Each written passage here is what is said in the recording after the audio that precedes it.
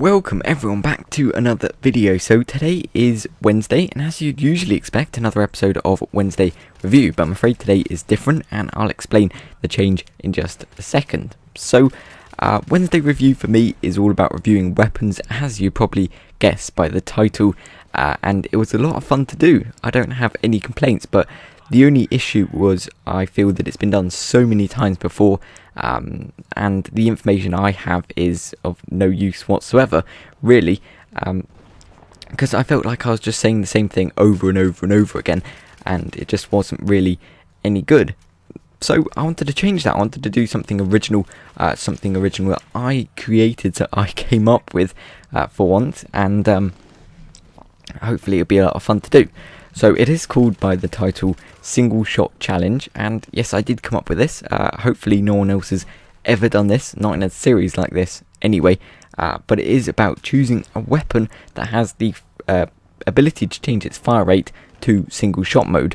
Now that probably excludes pretty much every shotgun. I don't really know about fully automatic shotguns, if you can change them or not. My knowledge doesn't extend that far, but if you can, then that's good. They can come in. If not, then they stay outside. That excludes most LMGs as well. I think all of them, besides a few. I'm not sure about all of them. Again, my knowledge doesn't extend that far. I'll have to look into it. And that obviously all sniper rifles as well. That's just part of the rules. And the idea is to try and do the best you can in one game of Conquest, Rush, Team Deathmatch, Squad Deathmatch, whatever it is. It doesn't matter. Any game mode, one game, and that's it. Of course, like everything, I would like it if you could suggest a weapon that you'd like to see in the next episode. It doesn't have to be particularly challenging. It doesn't really matter what weapon it is.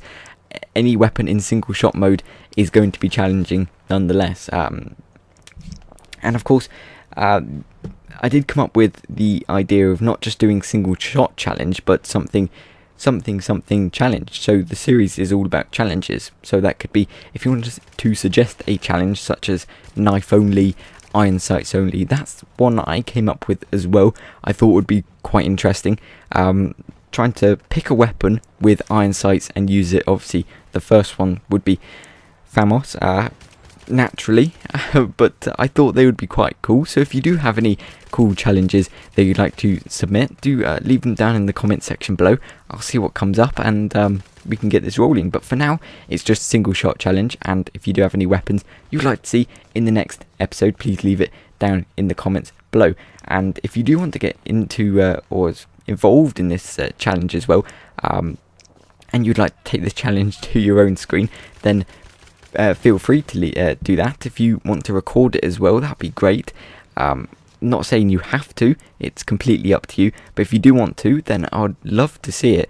If you want to put it as a video response or send it to me in a personal message, that's completely up to you.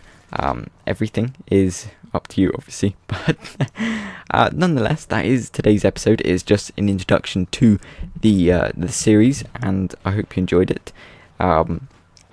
It of course was the G3A3, and I use this because it takes me back to the good old days in Call of Duty 4, where in COD 4 they had the G3, is what it's called, and it was single shot. It had 30 rounds, I think, and it was incredibly effective because it killed people very, very quickly, and I loved it so much. So that's why I chose this weapon, because it just reminds me of those days, and it was a lot of fun to do. Admittedly, some points did get very, very frustrating, but that's understandable because I never used single shot mode. But that's today's episode. I do hope you enjoyed.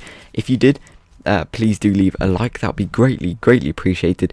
If you have any comments, any questions, please leave them down in the comment section below. And if you haven't already subscribed, please do, because I do have a lot of content projects coming your way very, very soon. So as always, until next time.